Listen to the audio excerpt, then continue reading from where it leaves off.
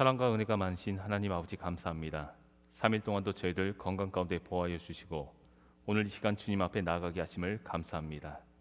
삶의 피로에 지쳐 있는 저희들이지만 오늘 이 시간 드리는 예배를 통해 주님께서 전달하시는 귀중한 능력의 말씀을 통해 더욱더 힘을 얻게 하시고 남은 시간 주님의 증거자로 기쁘게 살게 하여 주시옵소서.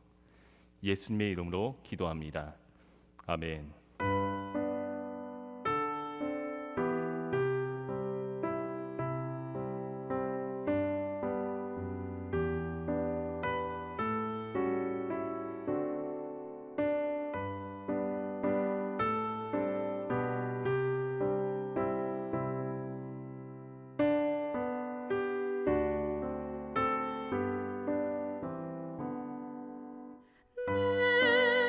내 주를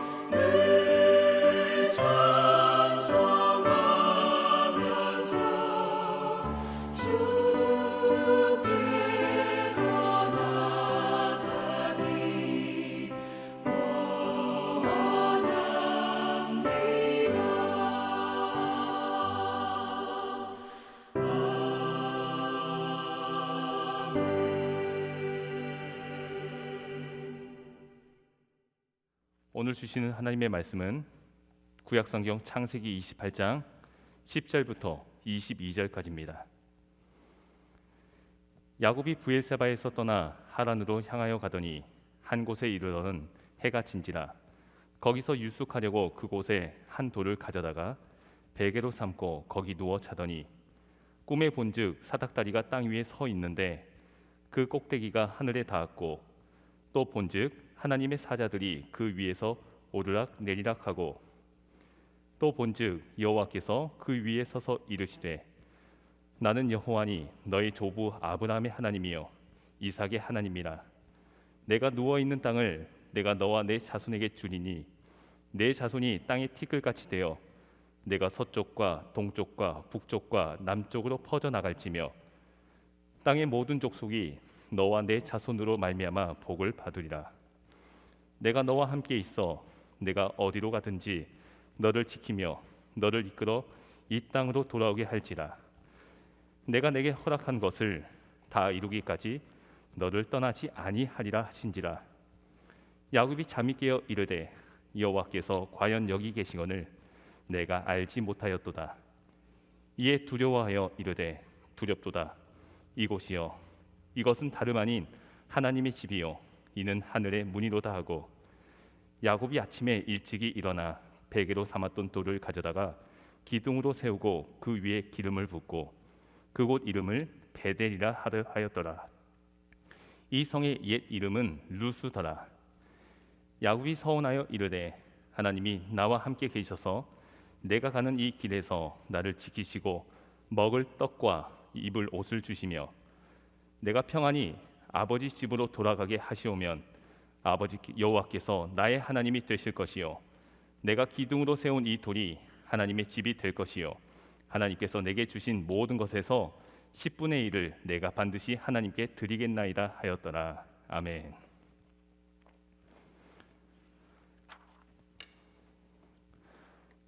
초등학교 시절 4월이 되면 손꼽아 기다리던 날이 있었습니다. 바로 봄 소풍입니다.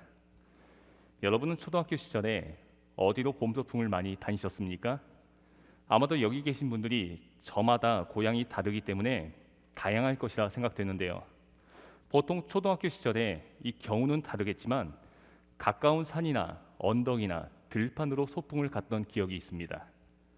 어쨌든 목적지가 다를 수 있고 멀 수도 있지만 중요한 것은 소풍이라는 것이죠. 소풍 때문에 설레고 소풍 때문에 즐거웠던 것 같습니다. 오늘 우리가 읽은 본문에서도 먼 곳으로 여행을 떠나고 있는 한 사람을 소개하고 있습니다. 그 사람은 10절 말씀에 이렇게 기록되어 있습니다. 야곱이 브엘세바에서 떠나 하란으로 향하여 가더니 브엘세바는 헤브론 남서쪽 43km 지점에 위치한 곳입니다. 이곳은 아브라함 이후에 이삭 가족들이 계속해서 거주하던 땅입니다. 그런데 이 야곱이 가려는 이 하란은 이 브엘세바에서 약 800km 정도 떨어진 먼 거리에 위치해 있습니다. 이곳은 현재 터키에 속한 땅으로 알틴 바삭으로 불려지고 있는 곳입니다. 하란으로 야곱이 떠나는 이유는 그곳에 외삼촌이 살고 있기 때문입니다. 그런데 외삼촌이 살고 있는 곳으로 여행하는 야곱이 그 모습이 별로 밝지가 않습니다. 왜 그럴까요? 그 이유를 알려면 오늘 본문의 앞장인 27장의 내용을 살펴보아야 합니다. 27장은 이삭이 야곱을 축복하는 내용입니다. 그런데 이것이 큰 문제거리가 됩니다. 이삭이 원래 축복하려고 했던 아들은 야곱이 아니라 맏아들 에서였습니다. 이삭이 눈도 나빠지고 힘도 약해지면서 이삭은 마지막으로 에서가 사냥해온 고기를 먹고 장자인 에서를 축복하려고 했습니다. 그런데 이삭의 아내인 리브가가 둘째 아들 야곱이 이 아버지의 축복을 받기를 원했던 거죠. 그래서 야곱이 에서로 변장하도록 시키고 음식을 만들어 결국 아버지를 속여 축복을 받게 합니다. 뒤늦게 에서가 사냥을 마치고 집으로 돌아왔을 때에야 이삭은 동생 야곱이 형의 축복을 가로챈 사실을 알게 됩니다. 또 에서도 이 사실을 알고 대성통곡하게 되지요.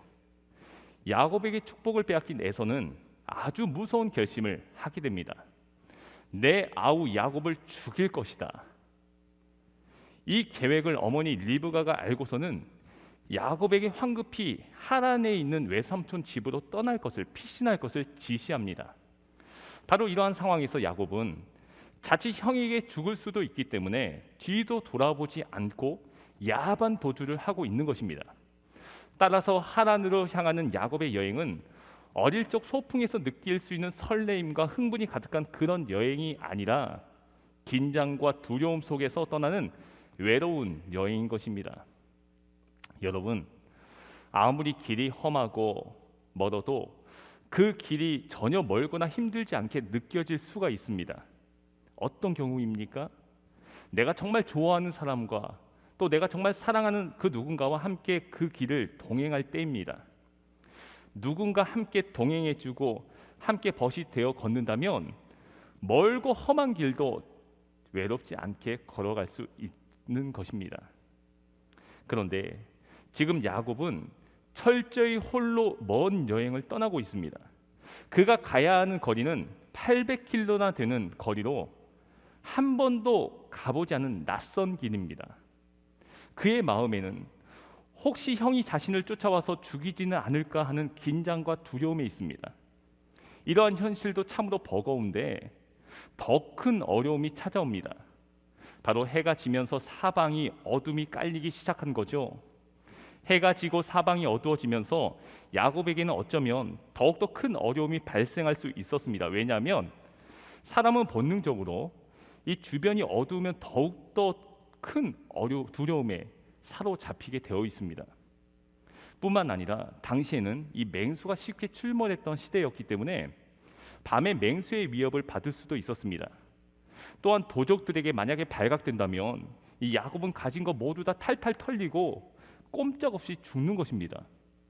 더욱이 낮에는 덥지만 이 밤에는 쌀쌀한 기후와 또 밤새 내리는 이슬로 인해서 온몸이 젖을 수도 있습니다. 점점 더 캄캄해지는 밤에 야곱은 외로운 길을 홀로 걸어가고 있는 것입니다.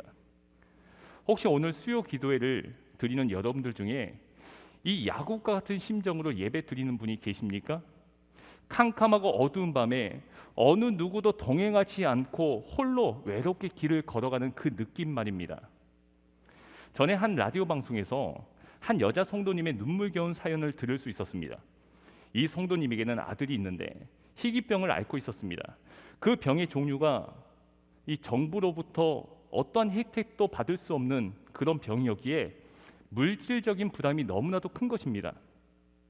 약값 떼고 병원비 떼고 전기세, 도시가스비, 관리비 떼고 나면 고작 20만 원 정도밖에 남지 않는다고 합니다.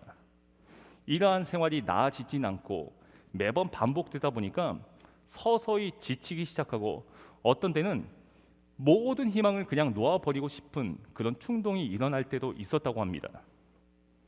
이 이야기를 듣고 이제 마음이 안타까움이 채 가시기도 전에 이제 밤에 집에 돌아와 TV를 켰는데 이 모 방송국의 희망 나눔 그런 프로그램을 보게 된 겁니다. 근데 거기에 루게릭병을 앓고 있는 한 아들이 점점 근육의 힘을 잃어가고 뼈만 앙상한 모습을 보여주면서 이 아들을 돌보는 엄마의 가슴 아픈 사연을 예고하는 장면을 잠시 보았습니다. 그 모습을 보면서 희귀병을 앓고 있는 자식을 둔 엄마의 마음이 얼마나 고통스러울까. 한두 해도 아니고 수년, 수십 년간을 돌봐야 하는 부모의 마음이 캄캄한 밤에 어쩌면 그 길을 홀로 걸어가고 있는 이 야곱의 심정과 같은 것은 아닐까 생각해 보았습니다. 여러분, 어두운 밤 홀로 길을 걷고 있는 그대에게 하나님은 오늘 본문을 통해서 어떠한 소망의 말씀을 주실까요? 첫 번째입니다. 천상의 꿈을 보여주십니다. 12절 13절 말씀에 꿈에 본즉 사닥다리가 땅 위에 서 있는데 그 꼭대기가 하늘에 닿았고 또 본즉 하나님의 사자들이 그 위에서 오르락 내리락 하고 또 본즉 여호와께서 그 위에 서서 이르시되 나는 여호와니 너의 조부 아브라함의 하나님이요 이삭의 하나님이라. 내가 누워있는 땅을 내가 너와 내 자손에게 주리니. 야곱은 두려움 속에서 노숙을 하다가 꿈을 꿉니다. 그는 꿈에서 천상의 모습을 보는데 이 구절 속에 본죽이라는 단어가 3번이나 등장합니다. 야곱은 3가지를 보는데 어떤 것을 보냐면요, 사닥다리가 땅 위에서 하늘에 닿은 장면, 또 하나님의 사자들이 그 위에서 올라가고 내려가고 하는 그 장면, 그리고 여호와 하나님께서 그 위에 서 계신 장면입니다. 여러분, 깊은 밤 어두운 길을 홀로 걷다 쓰러져 잠을 자는 야곱에게 하나님은 천상의 꿈을 보여주십니다. 절망과 두려움이 가득한 현실의 모습이 아니라 하나님이 계신 천상의 모습, 천사들이 오고 가며 하나님이 친히 서 계신 모습을 보여주고 있는 것입니다. 오늘 이 밤에 야곱에게 주셨던 이 꿈이 우리들에게도 동일하게 보는 역사가 있기를 기도합니다. 현실이 두렵고 어두우면 자연히 우리의 눈은 땅에 멈추게 됩니다. 현실에 멈추게 됩니다. 미래를 꿈꿀 수 없고 바라볼 수가 없습니다. 그러나 하나님은 우리들에게 천상의 꿈, 새로운 꿈을 주시겠다고 말씀하십니다. 아무리 캄캄하고 어두워도 하늘을 보면 거기에 소망이 있는 것입니다. 거기에 꿈이 있는 것입니다. 어두운 밤 홀로 길을 걷는 그대에게 2번째로 희망의 음성을 들려주십니다. 13절부터 15절 말씀에 또 본즉 여호와께서 그 위에 서서 이르시되 나는 여호와니 너희 조부 아브라함의 하나님이요 이삭의 하나님이라. 내가 누워있는 땅을 내가 너와 내 자손에게 주리니 내 자손이 땅의 티끌같이 되어 내가 서쪽과 동쪽과 북쪽과 남쪽으로 퍼져나갈지며 땅의 모든 족속이 너와 내 자손으로 말미암아 복을 받으리라. 내가 너와 함께 있어 내가 어디로 가든지 너를 지키며 너를 이끌어 이 땅으로 돌아오게 할지라. 내가 내게 허락한 것을 다 이루기까지 너를 떠나지 아니하리라 하신지라. 천사의 모습을 보여주신 하나님은 야곱에게 직접적인 음성을 들려주십니다. 하나님의 음성에는 이 3가지의 희망의 메시지가 숨겨져 있습니다. 첫째는 나는 너의 할아버지 아브라함, 너의 아버지 이삭의 하나님인 것처럼 나는 야곱, 너의 하나님이다. 둘째는 아브라함과 이삭에게 약속했던 언약, 즉 내 자손이 땅의 티끌 같게 될 것이고 땅의 모든 족속이 너를 통해 복을 받게 된다는 언약을 너를 통해 이룰 것이다.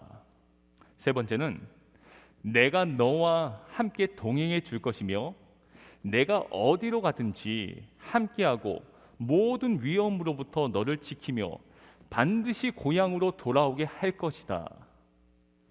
여러분, 이 밤에 하나님이 우리들에게도 동일한 메시지로 소망을 주시고 계십니다. 하나님은 우리의 하나님이십니다. 하나님의 언약은 신실하며 우리를 통해 이루어 주실 것입니다. 하나님은 어두운 밤 홀로 걷는 야곱에게 함께 하시고 모든 맹수와 도적과 위협으로부터 지켜주셨던 것처럼 우리의 삶에도 동일하게 역사하실 것입니다. 이사야 43장 1절부터 3절 말씀을 통해서도 이렇게 말씀하고 계십니다. 야곱아, 너를 창조하신 여호와께서 지금 말씀하시느니라. 이스라엘아, 너를 지으신 이가 말씀하시느니라. 너는 두려워하지 말라. 내가 너를 구속하였고 내가 너를 지명하여 불렀나니 너는 내 것이라. 내가 물 가운데로 지날 때에 내가 너와 함께 할 것이라. 강을 건널 때에 물이 너를 침몰하지 못할 것이며 내가 불 가운데로 지날 때에 타지도 아니할 것이요 불꽃이 너를 사르지도 못하리니 대저 나는 여호와 내 하나님이요 이스라엘의 거룩한 이요 내 구원자임이라. 지금은 화장실이 거의 집 안에 있지만 우리가 어릴 적만 해도 이 화장실은 밖에 있었고 또 화장실보다는 변소라는 말을 많이 사용했습니다. 또 시골에 가면 이런 변소가 수세식도 아니고 푸세식인 경우가 있었습니다. 발이 빠질까 봐 얼마나 조심조심 했는지도 몰라요. 낮에는 그랬는데 이 밤에는 어둡잖아요. 그러니까 변소 앞에 백열등 하나 켜고 볼일을 봐야 하는 거죠. 얼마나 무섭습니까? 그래서 가끔은 혼자 가기 정말 무서울 땐 아버지랑 함께 가거나 동생이랑 함께 가는 거죠. 그런데 아버지가 혹은 동생이 이 밖에서 지키고 서 있으면 아무리 무서워도 볼일을 볼 수 있었습니다. 여러분 마찬가지입니다. 무섭고 두려운 길을 갈 때 우리 하나님은 함께 동행해 주신다고 말씀하셨습니다. 누가복음 24장에 보면 엠마오로 절망 중에 가던 이들이 있었는데 예수님은 그들과 함께 동행해 주셨습니다. 비록 그들이 눈이 가리워져서 예수님을 못 알아보았지만 그럼에도 부활하신 예수님은 그들과 함께 동행해 주셨습니다. 마태복음 28장 29절 하반절에 보면 이렇게 말씀하시죠. 볼지어다 내가 세상 끝날까지 너희와 항상 함께 있으리라 하시니라. 바로 우리에게 말씀하시는 메시지입니다. 어두운 밤 홀로 길을 걷는 그대에게 세 번째로 어두운 밤을 지나 새 아침을 주십니다. 16절 말씀에 야곱이 잠이 깨어 이르되 여호와께서 과연 여기 계시거늘 내가 알지 못하였도다. 어둠 속에 떨며 홀로 밤을 보낸 야곱에게 하나님은 천상의 꿈을 보여주셨고 하나님의 음성을 들려주셨고 마지막으로 햇살이 가득한 새 아침을 야곱에게 주셨습니다. 이 아침은 야곱이 수십 년 동안 맞이했던 그런 아침과는 차원이 다른 아침입니다. 숲속에서 새가 노래를 하고 맑은 시냇물 소리가 들립니다. 하늘에서 찬란한 빛이 비추이며 모든 만물이 새롭게 보입니다. 이 아침은 단지 물리적인 아침이 아닌 야곱에게 있어서 새로운 가치관, 새로운 소망, 새로운 마음을 주시는 아침입니다. 야곱은 어둡고 깜깜한 길을 걷고 나서 이전과는 너무도 다른 새로운 차원의 새로운 삶으로의 아침이 주어졌습니다. 야곱은 자신이 자고 있는 이 자리에 하나님이 계심을 알게 됩니다. 이전에는 하나님에 대한 어떠한 감정도 느끼지 못했지만 새로운 아침을 맞은 야곱은 하나님이 참으로 우리가 경외해야 할 두려움의 존재로 알게 됩니다. 이러한 하나님에 대한 야곱의 인식의 변화는 그가 베고 누웠던 이 돌을 가져다 제단을 만들어 하나님께 예배하는 예배자로서의 변화를 주었고 언제나 남의 것을 빼앗고 취하기에 급급했던 이 야곱이 하나님께 11조를 드림으로 서원하는 자로 살겠다라는 자로 바뀌게 됐다는 거죠.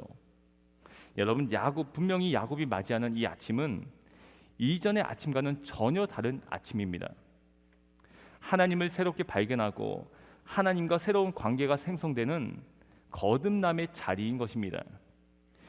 야곱이 외롭게 홀로 걸었던 그 길 속에서 하나님은 그를 만나시고 그에게 새로운 희망과 삶을 주시고 계십니다.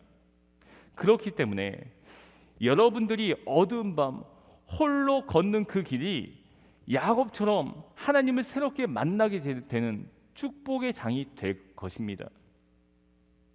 찬란한 태양이 떠오르는 새로운 부활의 아침이 될 것입니다. 우리는 하나님을 찾아야 합니다. 이 밤은 하나님이 우리를 부르신 시간입니다. 이 밤은 또한 하나님이 우리를 자신의 품에 꼭 안으시기 위한 그리고 위로하기 위한 계획된 그런 밤입니다. 저녁이 되면 학교에 갔던 자녀도 학원에 갔던 자녀도 직장에 갔던 배우자가 휴식을 찾아 집으로 오는 것처럼 우리는 밤에 하나님께 나아가면 됩니다. 하나님이 이 밤이 끝날 때까지 외롭지 않도록 우리의 손을 꼭 잡고 함께 하실 것입니다. 함께 기도하겠습니다. 참 좋으신 하나님, 오늘 하루의 모든 시간을 마무리하며 홀로 그 길을 힘겹게 걸어왔던 저희의 모습을 되돌아봅니다. 혼자 싸워야만 했고 혼자 참아야만 했고 혼자 묵묵히 감당해야만 했었습니다. 하나님께 맡겨야 함에도 홀로 그 길을 걸어가려고만 했었습니다. 주님, 이 밤 다시 주님과 동행하길 원합니다. 작은 것 하나까지 모두 주님께 맡기며 함께 그 길을 걸어가길 소망합니다. 주여, 저의 빛이 되시며 저의 지혜가 되시며 저의 능력이 되어 주시옵소서. 감사드리며 예수님의 이름으로 기도합니다. 아멘.